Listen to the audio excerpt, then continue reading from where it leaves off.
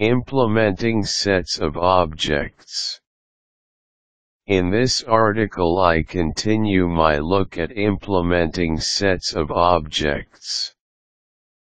Concise custom constructors. In my last article I set out the broad principles behind implementing sets of objects with a problem domain-oriented class to act as a container for the business objects themselves.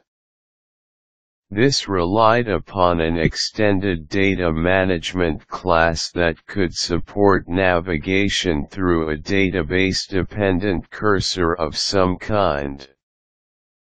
This month concludes this investigation by providing some more implementation details, and we see that once the application-independent framework has been provided, the actual code required for a real system is very small. We have already seen the proposed interface for our class that handles the set of business objects, TPDList. This has classic first, next, and IsLast methods that delegate work off to a private data management object, which is constructed according to the needs of the list in question. This is the code for our base TPDList constructor, constructor TPDList.create, listDMObject, TDMObject, begin inherited create, / standard constructor DMObject equals listDMObject, / private reference end. This code shows that the constructor expects to be passed a data management object as the parameter. This is expected to be of the correct type to support the list operations for the class in question, and will be provided by the application-specific list constructor. Once this data management object has been passed to our list, it assumes full responsibility for it and therefore must free it in the destructor. This breaks a usual good rule of thumb where a class should be destroyed in the scope and context in which it was created, but it does allow for some particularly concise coding that eases the burden when implementing these classes in an application. Listing 1 shows the actual implementation of a T-customer list class that has a number of constructors. As can be seen, each custom constructor simply calls the standard inherited constructor, dynamically constructing the data management object required.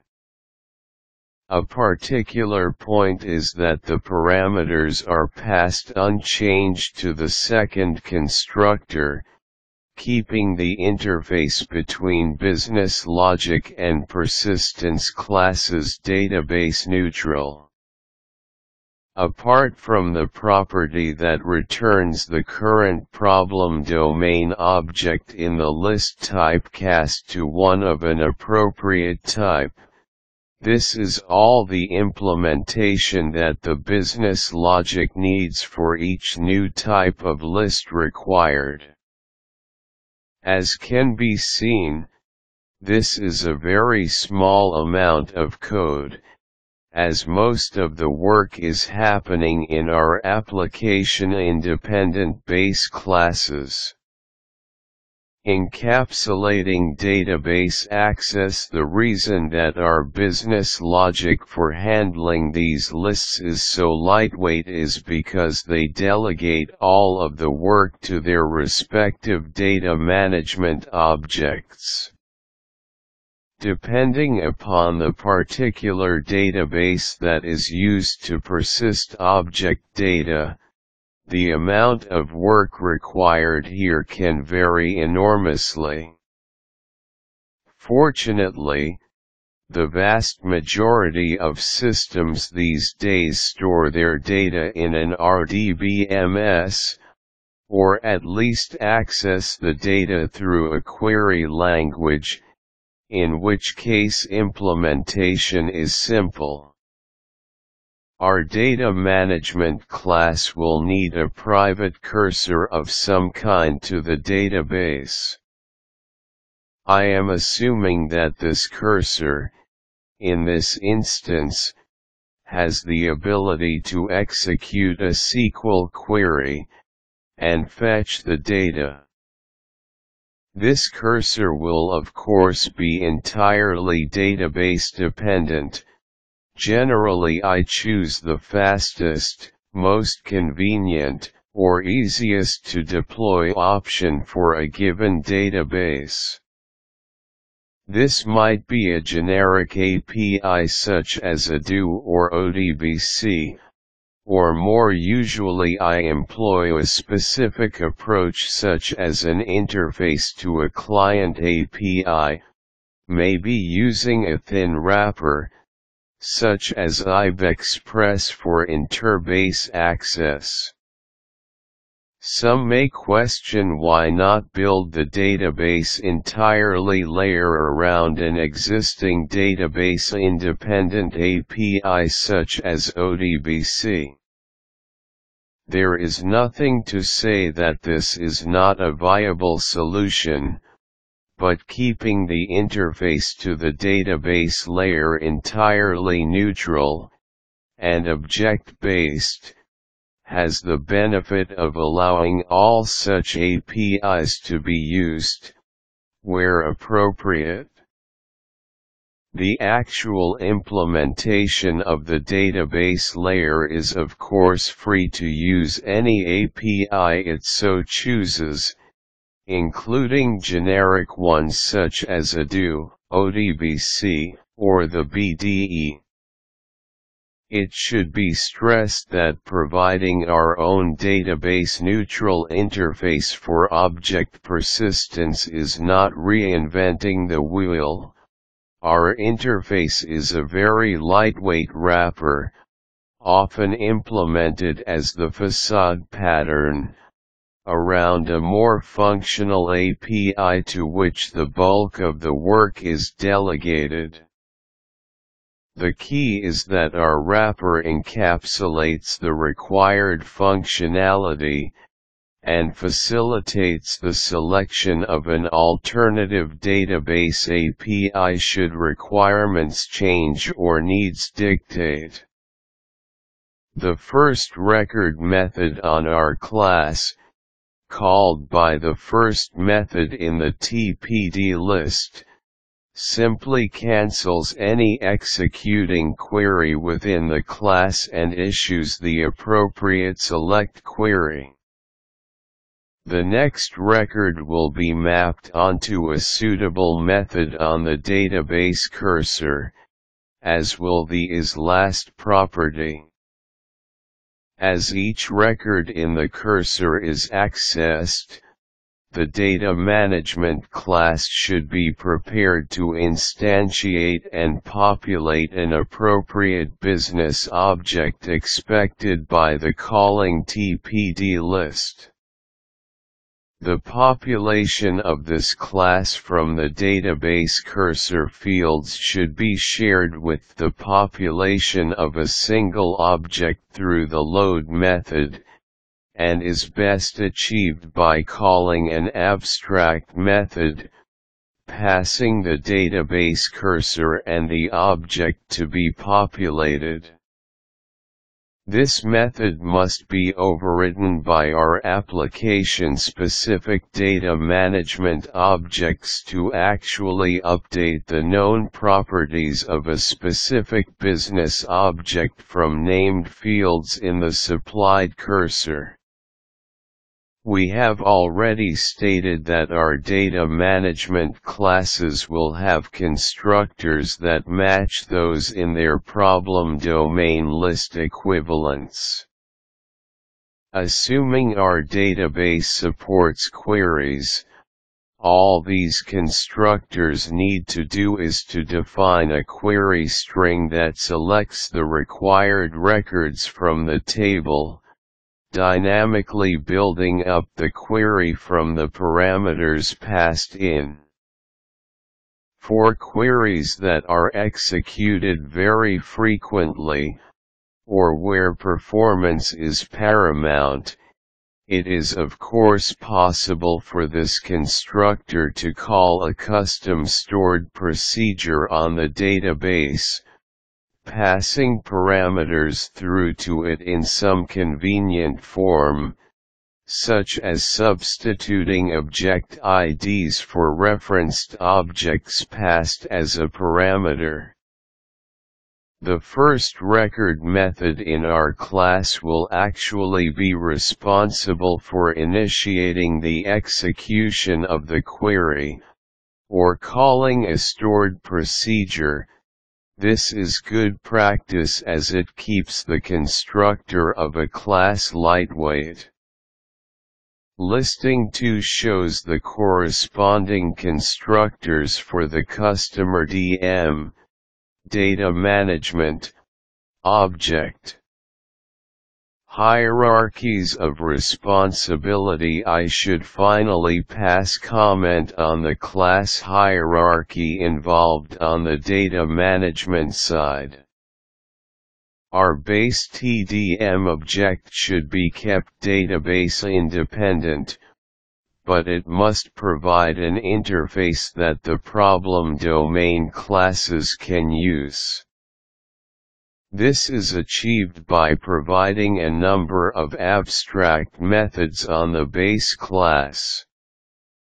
Actual database dependencies are introduced in custom descendants of TDM object, such as TSQL Server DM object, or Oracle DM object, that implement the abstract methods, provide the services necessary to support database access against their target platform, and may provide further abstract methods that should be implemented by descendants.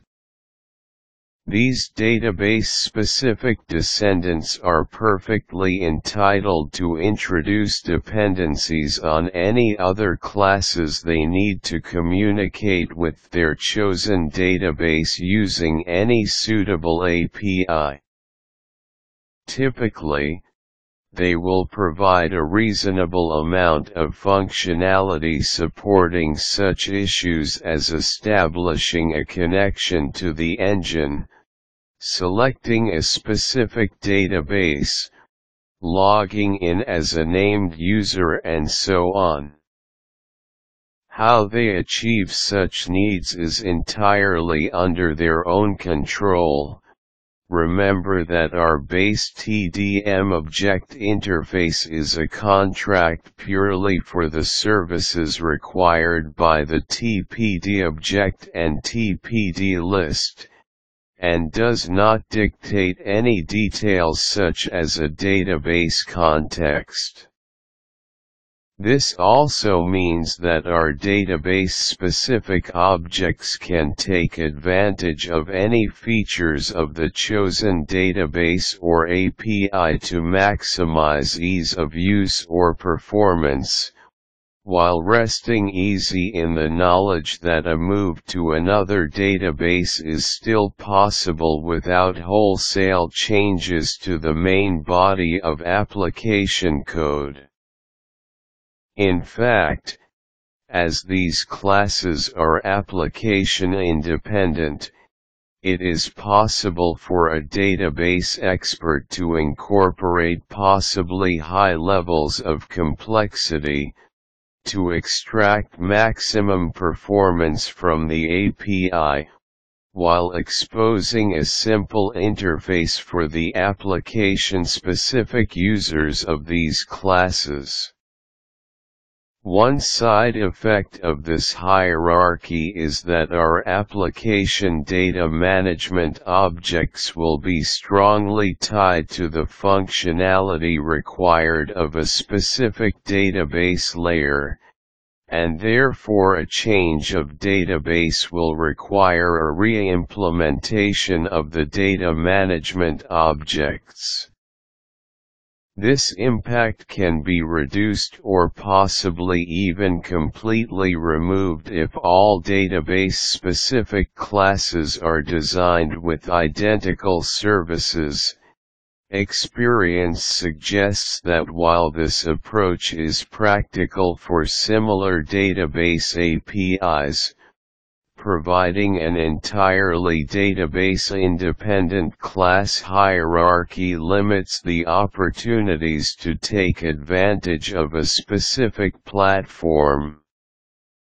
It is of course perfectly possible to introduce sub-hierarchies with identical interfaces, the most common being a set of database objects that all use SQL as their primary means of communication. This lends itself to hierarchies such as the following, where the first three classes lie within the framework, and include the bulk of the code, and the last two classes are application-specific, TDM object and #8594, TSQL_mobject and #8594, Oracle DM object and #8594, MyAppDM object and #8594, Customer DM. Last article's question I asked how we can use our new list classes to represent object relationships such as one-many. A classic example of such a relationship would be customer.orders, representing the set of orders ever placed by a customer. As with our other one-to-one and many-one relationships, exposing them as a property on the related class is a pleasing and natural way of doing so. The first question is, how can they be implemented? The answer to this is very simple. We will use the standard lazy construction techniques on our property accessor function to only create the list the first time it is required. The actual list to be constructed will be the appropriate list based on the relationship we are expressing. In this case, we would want to build the list of orders for a known customer. Listing 3 shows a complete implementation for such a relationship. The most telling feature is the use of self to construct a list of orders for a specific customer instance.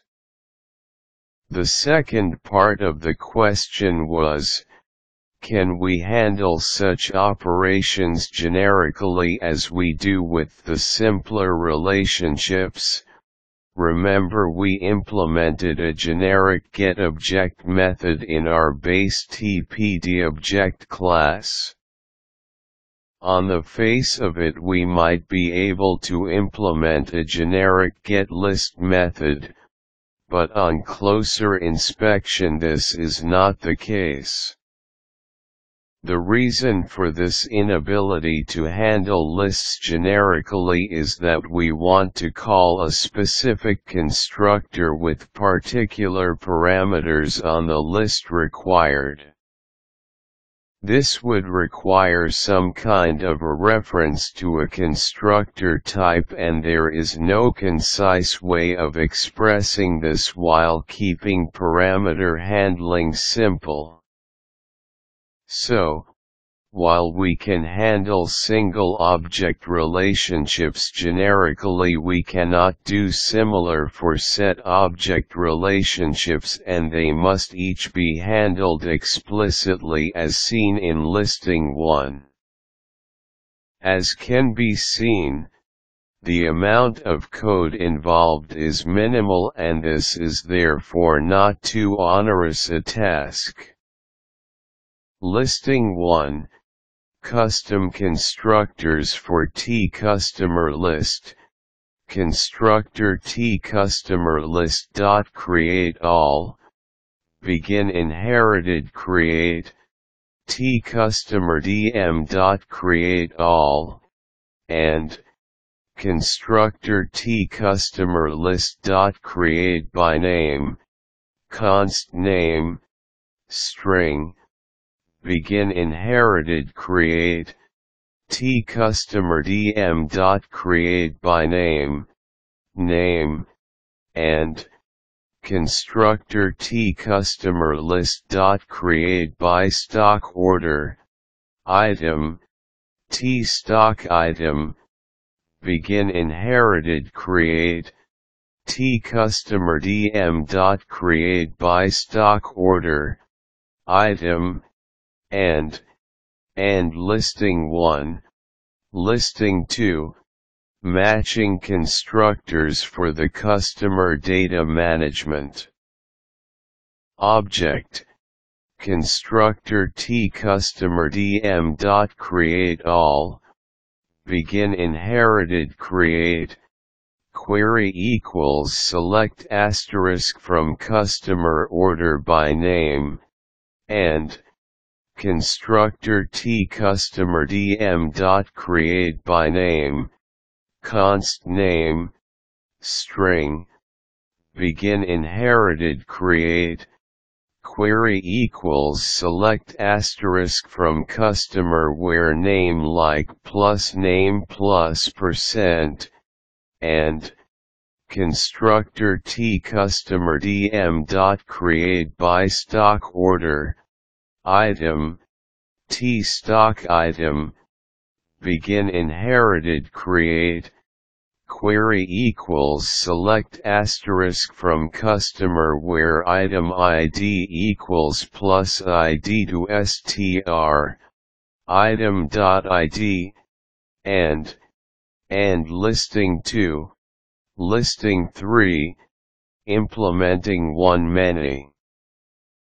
Relationships, type TCustomer equals class, TPD object, private folders, TOrderList, function getOrderWriters, TOrderList, public destructor destroy, override, property orders, TOrderList read getOrderWriters, and destructor TCustomer.destroy, begin folders.free, inherited, and function TCustomer.getOrderWriters, TOrderList, begin if folders equals nil then folders equals TOrderList. Create by customer, self, result equals folders,